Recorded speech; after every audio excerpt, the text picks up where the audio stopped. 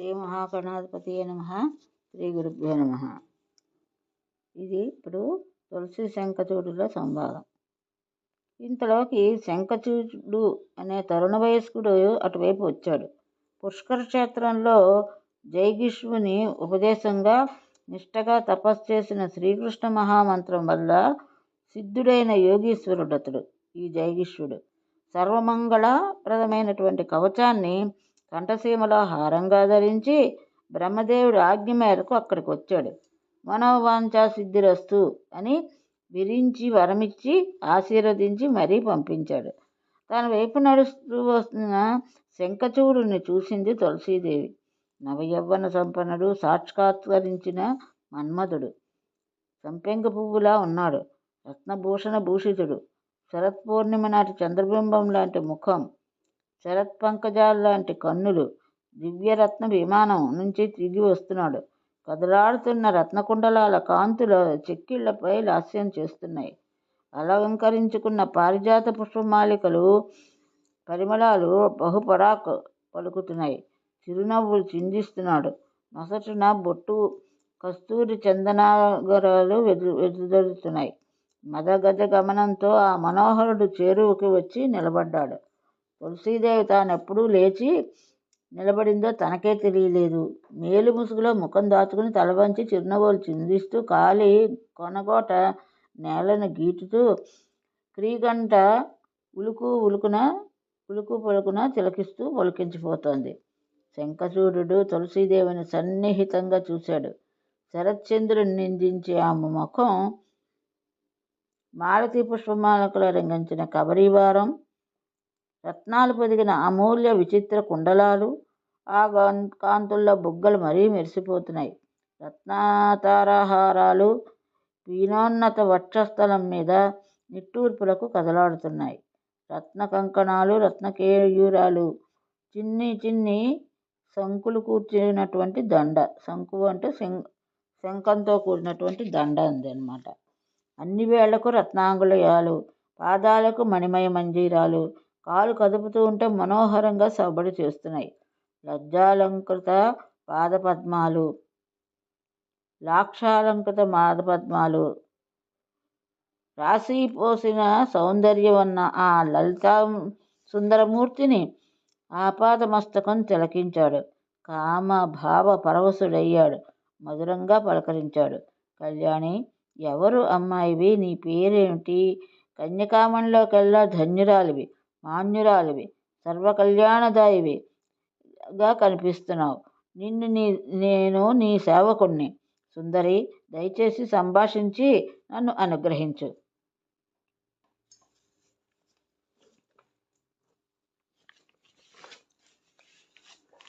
కామవాంఛా పరిపూర్ణుడై శంఖచూడిలా పలకరించేసరికి ఆ వామలోచన తాను అదే పరిస్థితిలో అదే ఉద్దేశంలో ఉంది కనుక తల వంచుకుని బదులు పలికింది.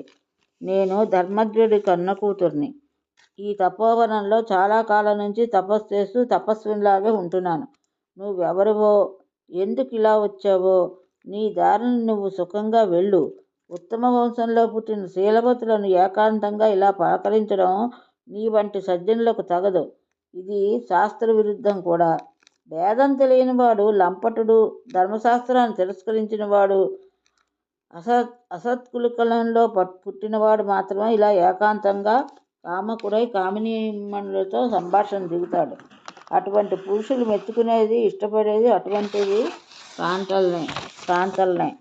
నీకు తెలుసో తెలీదో, అసలు స్త్రీలంటేనే పయోముఖ విషకుంభాలు. ఆపాత మధురంగా మాట్లాడతారు, హృదయంలో మాత్రం మదమత్తులై ఉంటారు. వాళ్ళ మనస్సు మంగళకత్తిలా ఉంటుంది, వచస్సు పూలగత్తిలా ఉంటుంది. తమ కోరికలు తీర్చుకోవడం తప్ప వారికి మరొక ధ్యాస ఉండదు. పనుంది అంటే స్వామికి వశవర్తులై ఉంటారు. పని తీరిపోయిందంటే తల ఎగరేస్తారు. హృదయంలో మాలిన్యము, ముఖంలో మాటల్లో ప్రసన్నత వీరి లక్షణం. ఈ పురాణగాథలు చూడు. స్త్రీల చరిత్రలు ఎంత దూషితాలో తెలుస్తాయి. అటువంటి స్త్రీలను తెలివైనవాడు ఎవ్వడూ నమ్మడు. నమ్మాడు అంటే వాడు మూర్ఖుడైనా ఉండాలి, దుష్టుడైనా అయి ఉండాలి. ఆడవారికి హితులు అహితులు అని 2 విభాగాలే ఉండవు. ఎప్పటికప్పుడు కొత్తవాడు కావాలి. అందగాడు, యువకుడు అయితే చాలు. శత్రువా మిత్రువా అనే తేడా లేదు. వీళ్ళు సందర్శించే పాతివ్రత్యమంతా కేవలం బాహ్యాడంబరమే. ప్రయత్నపూర్వకంగా ఆ ప్రదర్శన చేస్తారు. మనస్సులో నిరంతరము కామవాంఛలే. బాహ్య శరీరాన్ని లోకం కన్నుగప్పడానికి పాతివ్రత్యం ఖేదపరుచుకుంటూ అంతరంగంలో మదన క్రీడలు సాగిస్తూ ఉంటారు. రహస్యంగా ప్రియుడి మీదకే నవ్వులు రువ్వుతూ బహిరంగంగా సిగ్గరితనం నటిస్తూ ఉంటారు. మైథునం లేని వేళ వీళ్ళ కోపానికి అవధులుండవు. శివంగులై కయ్యాలకు కాలు దుబ్బుతారు. సుదీర్ఘ సంభోగానికి సంతసిస్తారు. స్వల్ప సంభోగానికి దుఃఖిస్తారు. మృష్టాన్న పానీయాదుల కన్నా వీరు తహతహలాడేది, ఆరాటపడేది సుందరుడు, రసికుడు, గుణవంతుడు అయిన యువకుడి కోసమే. రసికుడు అంటే వీళ్ళకి కొడుకు మీద కన్నా ప్రేమ. సంభోగకుశలుడైనటువంటి ప్రియుడు వీళ్ళకి ప్రాణాధికుడు. మగడు ముసలివాడైనా సంభోగచతురుడు కాకపోయినా అతడే వీళ్ళకి ప్రథమ శత్రువు. అనుక్షణం అతన్ని తిట్టిపోస్తూ జగడ్డాలు ఆడుతూ ఉంటారు. పెనుసర్పం ఎలకపిల్లను తిన్నట్టు సూటిపాటు మాటలతో దెప్పడాలతో కోరుకు తినేస్తూ ఉంటారు. స్త్రీ అంటే దుస్సాహస స్వరూప, సర్వదోషాలకు నిలయం. బ్రహ్మాది దేవతలకు కూడా దుస్సాధ్య కేవలం మోహన స్వరూప, మోక్షద్వారానికి తలుపు చెక్క, తపస్సులకి అడ్డగడియ, విష్ణుభక్తికి అడ్డుపుల్ల, సమస్త మాయలకు దాపుడు కొండ, సంసార కారాగారంలో ఇనుప సంఖ్యల. ఇంటి అంటే అదొక ఇంద్రజాలం, అదొక మిథ్య, అదొక స్వప్నం. పైకి కనిపించే అవయవాలన్నీ అందంగానే ఉంటాయి కానీ లోపలంతా కుళ్ళే. మలమూత్రాల సంకులమై దుర్గంధభూయిష్టమైన నెలకు 3 నాళ్ళు రక్తసిక్తమై సంస్కార విరహితమై ఈ రహస్యాంగం కుత్సితంగా ఉంటుంది. బ్రహ్మదేవుడు మాయావుల కోసమని ఈ మాయారూపాన్ని సృష్టించాడు. అందుకే ముముక్షువులు ఈ స్త్రీని విషరూపంగా తిరస్కరిస్తారు. భోగాలాలసలు మాత్రం కామవాంఛనతో ఎగబడి అందుకోలేక తృప్తి పొందలేక బోర్గెలపడతాడు. నారద, తులసీదేవి తాను స్త్రీ అయినా ఇంత సుదీర్ఘంగా స్త్రీనింద చేసింది.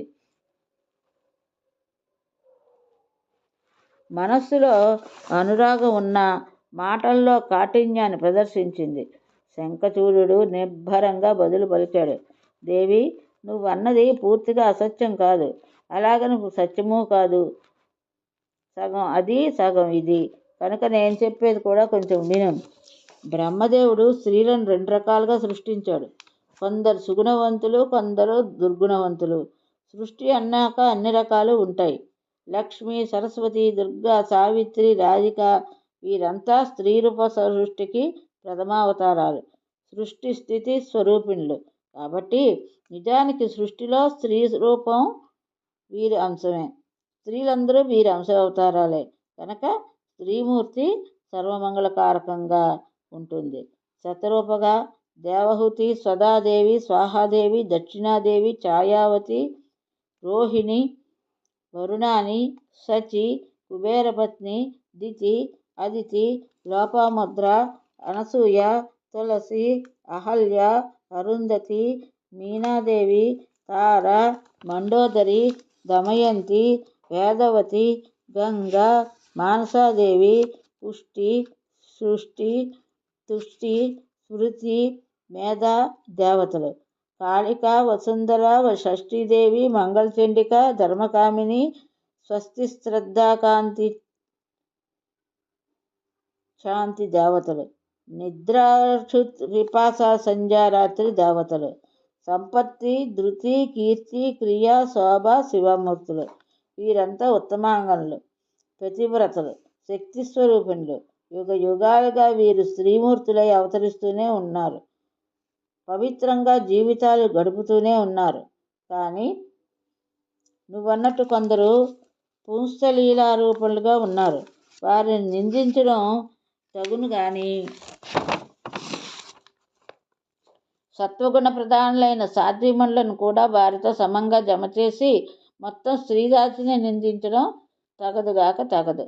స్త్రీలలో కూడా పురుషుల్లో లాగా గుణాధిక్యాన్ని బట్టి ఉత్తమ, మధ్యమ, అధమ భేదాలు ఏర్పడ్డాయి. సత్వగుణ ప్రధానులది ఉత్తమ శ్రేణి, రజోగుణులది మధ్యమ శ్రేణి, తమోగుణులది అధమ శ్రేణి.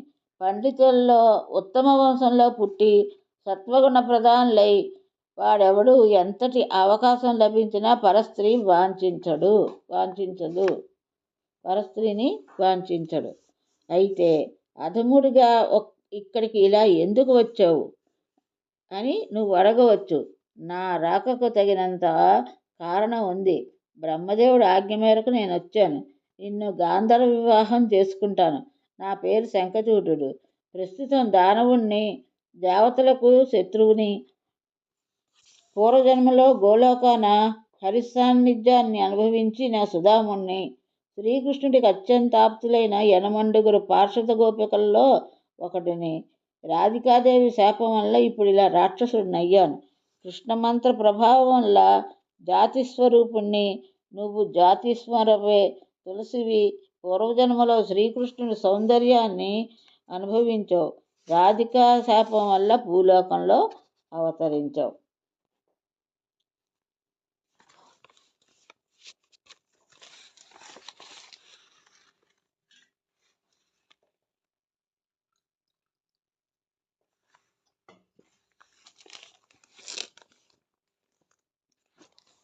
గోలోకంలో ఉన్నప్పుడు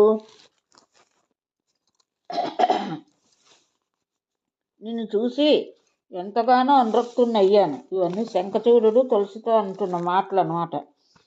నీ దర్శనం కోసం, నీ స్పర్శనం కోసం ఉవ్విళ్ళూరే మనస్సుతో అనుక్షణం పరితపించేవాణ్ణి. అయితే రాధికాదేవికి భయపడి నా అనురాగాన్ని నాలోనే అంచుకునేవాణ్ణి. దేవి, నేనెవ్వరో, నువ్వెవరో, రాధశాపం ఏమిటో, శ్రీకృష్ణుడి వరం ఏమిటో, బ్రహ్మదేవుడి ఆజ్ఞ ఏమిటో అంతా వివరించాను. ఇంక నీ ఇష్టం, నీ దయ నా ప్రాప్తం అని ముగించాడు శంఖచూడుడు. తులసీదేవికి సందేహాలు తీరి సంతృప్తి కలిగింది. మరింత విలాసంగా నవ్వుతూ, దానవేంద్ర, నీ వంటి సజ్జనుడు ఎంత ప్రశంసలకైనా అర్హుడు. ఇటువంటి అందగాన్ని నా ఏకాంతమని అయినా కోరుకుంటుంది, ఇష్టపడుతుంది. నిజానికి ఇప్పుడు నువ్వు బుద్ధి కుశలతో నన్ను ఓడించావు. ఇది సత్యం. అంచేత సర్వాత్మాన అభినంద్యుణ్ణి. ఇలా కాక రూప విలాసాలకు సమ్మోహితుడిపై స్త్రీ చేతిలో ఓడిపోయి దాసుడిగా మారినవాడు పరమ నింద్యుడు. మిత్ర, బంధు, దేవగణాలందరూ అతన్ని నిందిస్తారు. తల్లి, తండ్రి, సోదరులు అంతా మనస్సులోనే అసహ్యించుకుంటారు, దూషిస్తారు. పురుషుడు మైలలాంటి ఏ అశౌచాలు వచ్చినా బ్రాహ్మణుడు 10 రోజులకి, క్షత్రియుడు 12 రోజులకి, వైశ్యుడు 15 రోజులకి, శూద్రుడు నెల్లాళ్ళకి శుద్ధి పొందుతారని ధర్మశాస్త్రాలు చెబుతున్నాయి. స్త్రీజితుడు మాత్రం శ్మశానంలో కట్టెలో కాలేదాకా శుద్ధి పొందడు. అంతటిది అశౌచం. వాడు పెట్టిన పిండాలను పితృదేవతలు ముట్టరు. అతడిచ్చే పాద్యాలను, నైవేద్యాలను దేవతలు స్వీకరించరు. పరస్త్రీ లంపటుడు ఎంత జ్ఞాని అయితేనేమిటి, ఎంత తపస్సు అయితేనేమిటి, అతడు జపము, తపము, పూజలు, హోమము, చదువులు, పేరు, ప్రఖ్యాతి అన్నీ వ్యర్థమైపోయి ఉంటాయి. ఈ తెలివి ఉన్నదానను కనుక నిన్ను పరీక్షిద్దామని స్త్రీ నింద చేశాను. నిన్ను నిష్ఠూరాలు ఆడాను. పరీక్షించకుండా ఏ కామిని ఎవరిని వరించదు కదా. కన్యకలే కాదు, కన్యాదాతలు కూడా వరుణ్ణి పరీక్షించకుండా పిల్లనిచ్చి పెళ్లి చేస్తారా? గుణహీనుడు, వృద్ధుడు, అజ్ఞాని, దరిద్రుడు, మూర్ఖుడు, రోగిష్టి, కుత్సితుడు, కోపిష్టి, దుర్ముఖుడు, అంగవికలుడు, కుంటివాడు, అంధుడు, బధిరుడు, చైతన్యం లేనివాడు, జడుడు, మూగవాడు, నపుంసకత్వుడు, పాపాత్ముడు ఇలాంటి వరుడికి కూతురు ఇచ్చినవాడు బ్రహ్మహత్య మహాపాతకానికి లోనవుతాడు.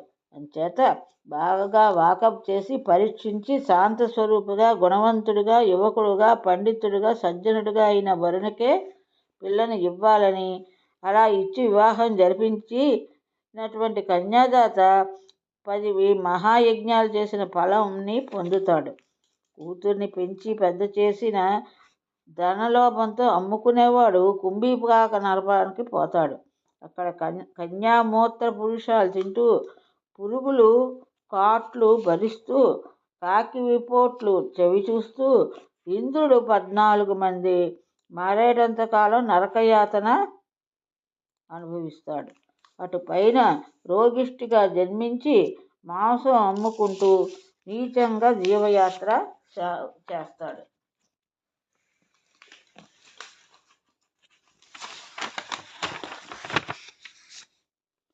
తులసీదేవితో ఇక్కడ ప్రసంగం చాలించింది. ఇద్దరు క్షణకాలం మౌనంగా ఉండిపోయారు. అప్పుడు బ్రహ్మదేవుడు వచ్చి, శంఖచూడా, ఏం చేస్తున్నావు? కబుర్లు చెప్తూ కూర్చున్నావా? గాంధర్వ పద్ధతిలో తులసీదేవి పాణిగ్రహం చెయ్యి. నువ్వు పురుషారత్నానివి, ఈవిడ స్త్రీరత్నం. ఈ నరజానతో ఆ నరజాన కలయిక ఆనందప్రదమే కదా. నిర్విరోధంగా లభించే ఉత్తమ సుఖాన్ని ఎవరైనా వదులుకుంటారా? అలా వదులుకునేవాడు శుద్ధ పశువు. కాంతామణి, ఇంకా ఎన్ని పరీక్షలు పెడతావు? ఎంతసేపు పరీక్షిస్తావు? ఇటువంటి గుణవంతుడు కోటికిలో ఒక్కడు కూడా నీకు దొరకడు. దేవదానవులను జయించిన మహావీరుడు. లక్ష్మీ శ్రీహరిలాగా, రాధాకృష్ణులాగా, నేను సరస్వతిలాగా, భవుడు భవానీలాగా, ధరాదేవి వరాహమూర్తిలాగా, అనసూయ అత్రి మహర్షుల్లాగా, నలదమయంతుల్లాగా, రోహిణీ చంద్రుల్లాగా, రతి మన్మధుల్లాగా, దితికశ్యపుల్లాగా, వశిష్ఠ అరుంధతుల్లాగా, అహల్య గౌతముల్లాగా, కర్దమ దేహహుతుల్లాగా, తారా బృహస్పతుల్లాగా, శతరూపమనుల్లాగా, దక్షిణాయజ్ఞ దేవతల్లాగా, స్వాహాహుత సనుల్లాగా, సతీదేవేంద్రుల్లాగా, షష్ఠీదేవి గణపతుల్లాగా, దేవాసన షణ్ముఖుల్లాగా, దేవసేన షణ్ముఖుల్లాగా, తులసి శంఖచూడులు మీరిద్దరూ దంపతులై సౌభాగ్య సంపదతో వర్ధిల్లండి. సుఖ సంతోషాలను యథేచ్ఛగా అనుభవించండి. అటు పైన గోలోకం చేరుకుందిరు గాని. తులసి, నువ్వు అప్పుడప్పుడు కృష్ణ పరమాత్మను కలుసుకుంది గాని అన్నాడు. నారాయణ మహర్షి ఇంతవరకు చెప్పి కాసింత విశ్రాంతి తీసుకున్నాడు. నారదుడు మళ్ళీ మొదలుపెట్టాడు. మహర్షి, నాకు అన్నీ సందేహాలే, అన్నీ సంశయాలే. నీ వంటి జ్ఞాని దొరికినప్పుడే కదా ఇన్ని తీర్చేసుకోవాలి. విసిగిస్తున్నాను అని అనుకోవద్దు. చాలా విచిత్రమైన ఉపాఖ్యానం చెప్పావు. ఇలాంటివి ఇప్పటికి చాలా చెప్పావు. అయినా నాకు తృప్తి కలగలేదు. తులసి శంఖచూడుల కథ అటుపైన ఏమైంది? ఆ విశేషాలు వినాలని ఉంది అని అడిగాడు. నారాయణుడు గొంతు సవరించుకుని మిగతా కథ చెప్పనారంభించాడు.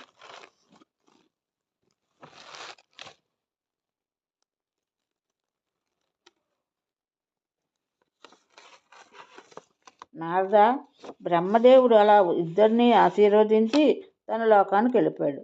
తులసి శంఖచూడులు గాంధర్వ వివాహం చేసుకున్నారు. దేవలోకంలో దుందుబులు మోగాయి. పారిజాత పుష్పవృష్టిని కురిసింది. వివిధ శృంగార క్రీడల్లో తేలియాడారు. తులసీదేవి నవసంగమ సమ్మూర్తిత అయ్యింది. నీరులేని సుఖసాగరంలో మునిగి తేలింది. కామశాస్త్రంలో చెప్పిన చతుషష్ఠి బంధన విశేషాలతో ఆ రసిక దంపతుల కలయిక నిత్యనూతనంగా, అనుక్షణ మధురంగా సాగింది. అంగ ప్రత్యంగ సంశ్లేషాలతో, సర్వాంగ చుంబనలతో, ప్రణయ కలహాలతో, పరస్పర సాంతనలతో, పుష్పధ్యాన నదీ తీరాలతో, పొదరిళ్లలో చందన చర్చలతో నిర్విరామంగా హరి వారి శృంగార లతిక చిగురులు తొడిగింది. లీలా విలాసాలతో తులసీదేవి రాసిక్య వైభవంతో శంఖచూడు పరస్పరం మనస్సులు దోచుకున్నారు. కౌగిలింతలకు చందన చర్చలు వేటెత్తాయి. శ్వేతజలానికి సింధూర తిలకాలు చెమ్మగిల్లాయి. నక్షత్రాలతో దంతక్షత్రాలతో తులసీదేవి సర్వాంగనిగా చిగురించిన తీగలా ఉంది. శంఖచూడుడికి మాత్రం గుండెల మీద, భుజాల మీద క్షణాలతో పాటు తులసీదేవి ధరించిన కంకణాద్యాభరణాలు ఒత్తుకుని గుర్తులు ఏర్పడ్డాయి. ఆలింగ చుంబన జంఘాది మర్దనలతో, కవ్వింపులతో, కొసరింతలతో, బెదిరింపులతో, చిరునవ్వులతో, నిట్టూర్పులతో, తాంబూల సేవనలతో, మణితధ్వనులతో, సంస్కారవంతమైనటువంటి శృంగారబాణంతో రేయింబవళ్ళు సంతృప్తి చెందారు. ఏ పూటకు ఆ పూట విలువైన వస్త్రాలు, ఆభరణాలు, సుగంధానులేపాలు, పుష్పాలంకరణతో పరస్పరము కన్నుల పండుగ చేసుకుంటున్నారు తులసి శంఖచూడులు. ఇది ఈరోజు భాగవతం. ఇంతటితో స్వస్తి.